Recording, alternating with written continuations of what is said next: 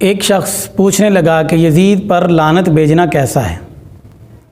تو میں نے کہا اس کا صاف سا کلیہ ہے، اللہ جس پر لعنت بھیجتا ہے تم بھی اس پر لعنت بھیجو، اور اللہ جن پر درود بھیجتا ہے ان پر درود بھیجو۔ اب اللہ کن پر لعنت بھیجتا ہے؟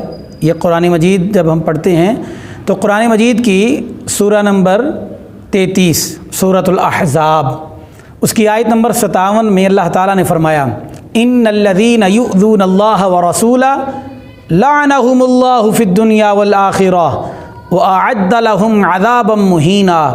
رب کائنات نے فرمایا بے شک جو لوگ اللہ اور اس کے رسول کو اذیت دیتے ہیں اللہ ان پر دنیا اور آخرت میں لعنت بھیجتا ہے اور ان کے لیے ذلت انگیز عذاب تیار کر رکھا ہے۔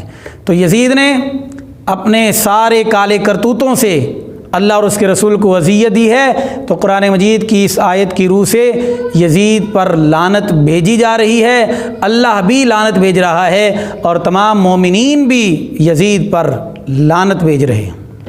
تو جب ہم سورہ محمد پڑھتے ہیں، سورہ محمد کی آیت نمبر 22 ہے اور آیت نمبر 23 ہے، فرمایا فَهَلْ عَسَيْتُمْ إِن تَوَلَّيْتُمْ أَن تُفْسِدُوا فِي الْأَرْضِ وَتُقَطِّعُوا أَرْحَامَكُمْ۔ فرمایا اے منافقو، اگر تمہیں حکومت حاصل ہو جائے گی تو تم سے توقع یہی ہے کہ تم زمین میں فساد ہی برپا کرو گے، اور جن رشتوں کو اللہ نے جوڑنے کا حکم دیا ہے، جن سے مواصلت، جن سے مودت کا اللہ نے حکم دیا ہے، تم ان قرابتی رشتوں کو توڑو گے، اور جو ایسا کرے گا اولئک الذین لعنہم اللہ، یہی وہ لوگ ہیں جن پر اللہ کی لعنت ہے۔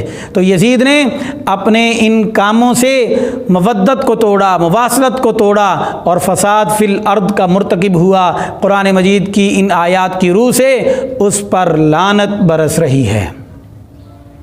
قرآن مجید کی سورہ نمبر 11 سورہ ہود آیت نمبر 18 اللہ تعالیٰ نے فرمایا الا لعنت اللہ علی الظالمین، جان لو، سن لو، ظالموں پر اللہ کی لعنت ہے۔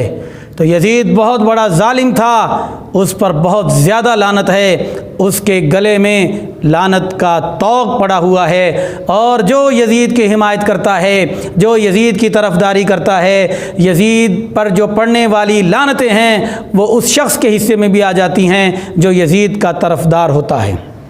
ناظرین محترم، اللہ تعالیٰ نے قرآن مجید کی سورہ نمبر 3 سورہ آل عمران کی آیت نمبر 61 میں فرمایا لعنت اللہ علی الکاذبین، جھوٹوں پر اللہ کی لعنت ہے۔ یزید بہت بڑا جھوٹا شخص تھا، اس پر اللہ کی بہت زیادہ لعنت ہے، وہ لعنت کا ہی مستحق تھا۔ اور یاد رکھیے مستحق لعنت پر لعنت بھیجنا یہ بھی دین کا حصہ ہے۔ بروں کو اچھا کہنے والا خدا اور رسول کا دشمن ہے، ہمیں چاہیے کہ اللہ کا حکم مانیں، اور جن پر اللہ نے لعنت کی ہے ہم بھی ان پر لعنت کریں کہ یہ حکم خداوندی کی پیروی ہے۔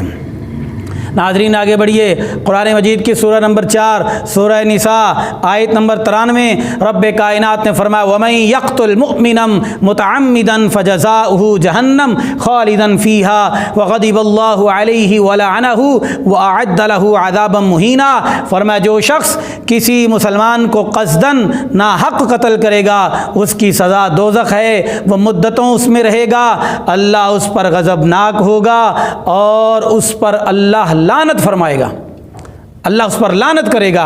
تو اللہ جس پر لعنت بھیجے، جن قاتلوں پر اللہ لعنت بھیج رہا ہے، ہم ان پر کیوں لعنت نہ بھیجیں؟ قرآن مجید کی ان آیات کی روح سے یزید پر لعنت بھیجنا یہ قرآن مجید پر عمل کرنا ہے۔ اسی لیے ہم کہتے ہیں لعنت اللہ علیہ وعلی اعوانہ وانصارہ الی یوم القیامہ۔